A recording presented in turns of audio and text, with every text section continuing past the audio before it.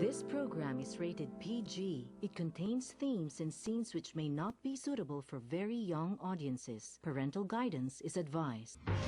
Be advised that the views and opinions of the hosts and guests do not reflect those of the station.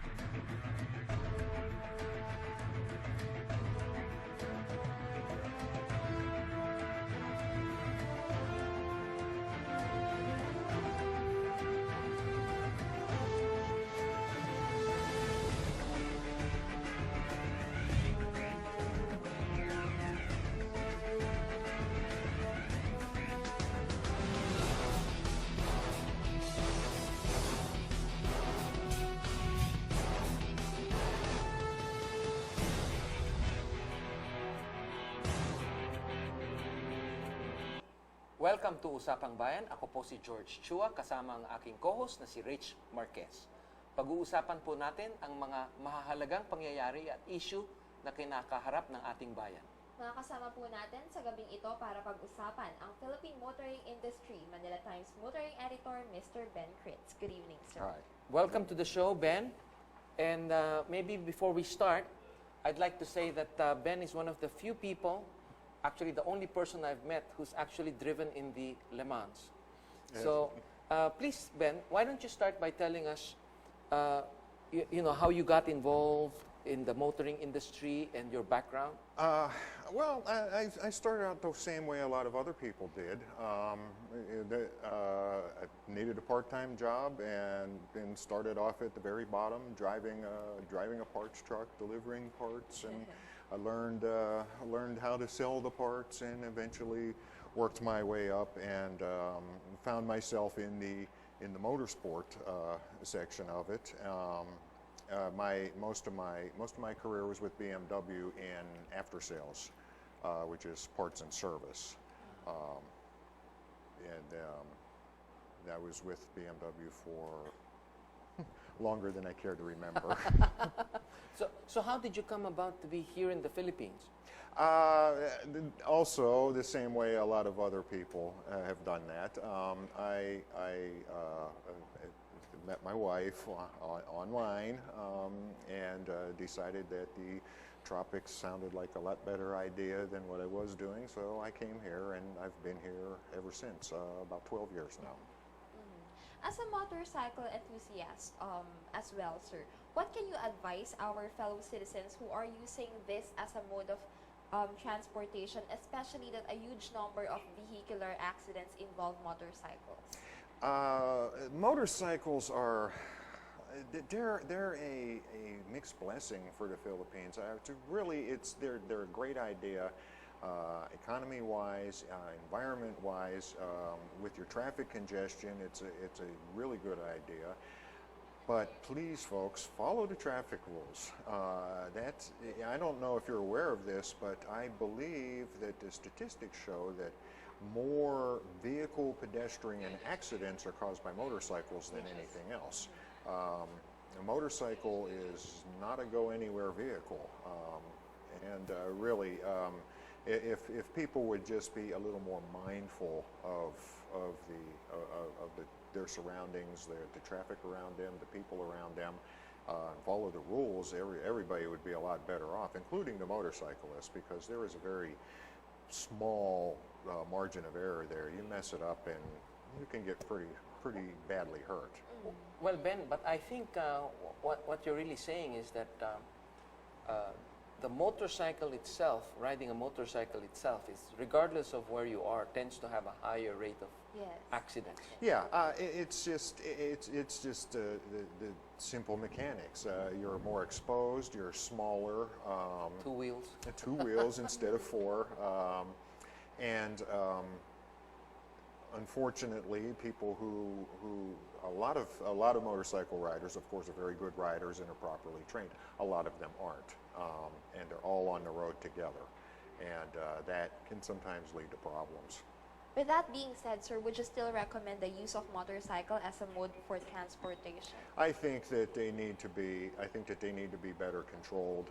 I think there needs to be better safety training, better operating training for motorcycle riders, and of course, there needs to be better enforcement of the traffic laws, and particularly as they apply to motorcycles. If people would start doing that, everybody would be a lot better off, and I think we'd see a lot of benefits from it. Yes. Ben, let's talk a little bit more about your current job with the Manila Times. I know that the Manila Times is the fourth largest circulation national newspaper in the country right now.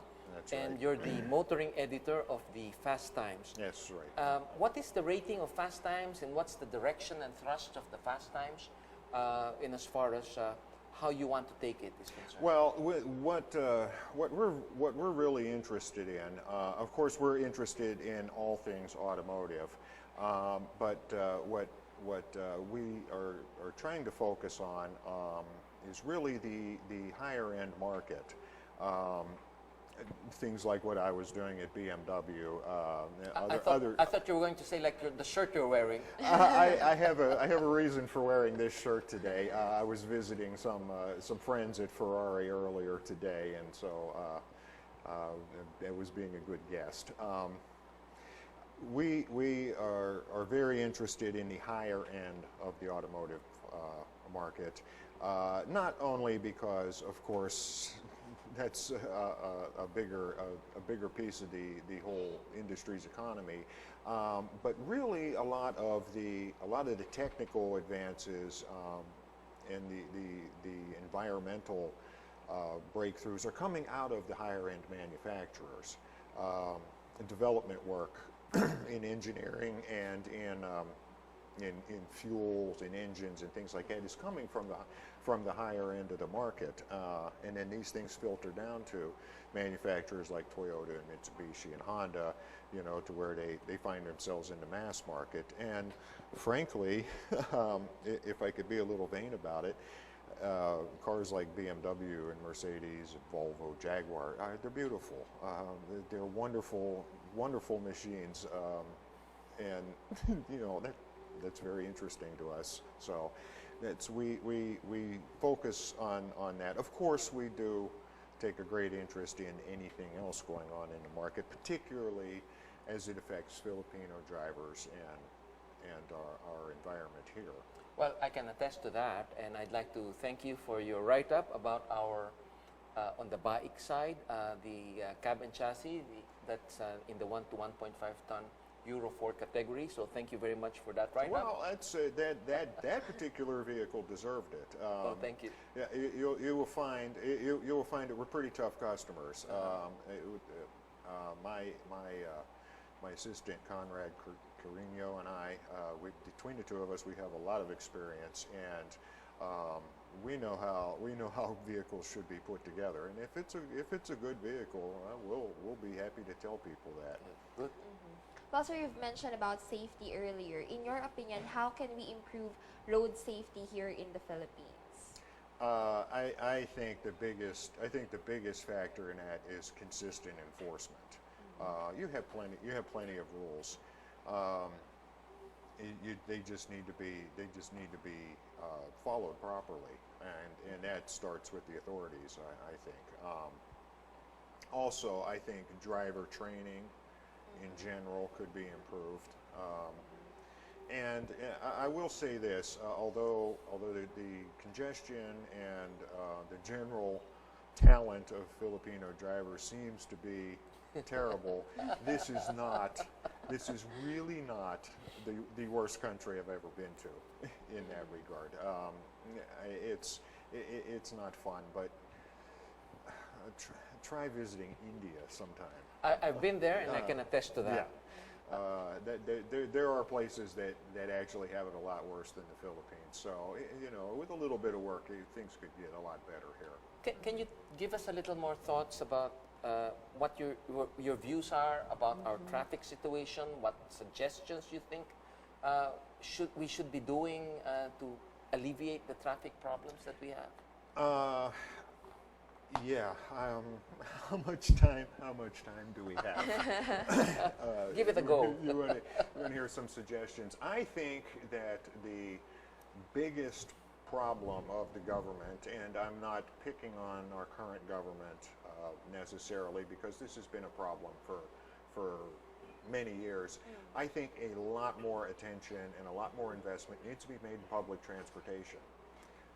That may sound a little ironic coming from an automotive person, but a solid public transportation system really is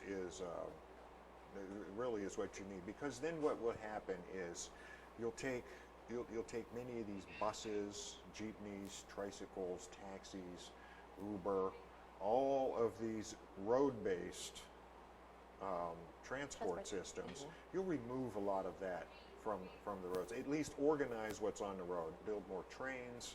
Have some alternatives. If you build up the public transit system, then you free up a lot of space, because the amount of land you have to build roads on is finite. Right. You can't, pretty soon you'll just not have any space for it. Yes. And you keep adding cars and keep adding cars. You can't build enough roads to keep them all. As many roads as you can build, you'll fill them. So you need to think of something different. What do you think about, I'm sure you've seen pedicabs, those manually powered vehicles, tricycles and jeepneys. What are your thoughts on these modes of transport? I think at one time, they probably served a very good purpose. I don't think they do now in their current form. Although the idea is to modify them into e-trikes, electric jeepneys, that's a step in the right direction. But as they are now, you really need to outgrow that, and it's not an easy problem. There's no solution that's going to be easy to implement and painless to implement. But until the country bites the bullet and does it, it's not going to get better. All right. So maybe at this point we'll have a station break. Sa aming pong pagbabalik, makakasama pa rin natin ang motoring editor ng Manila Times, Mr. Ben Kritz.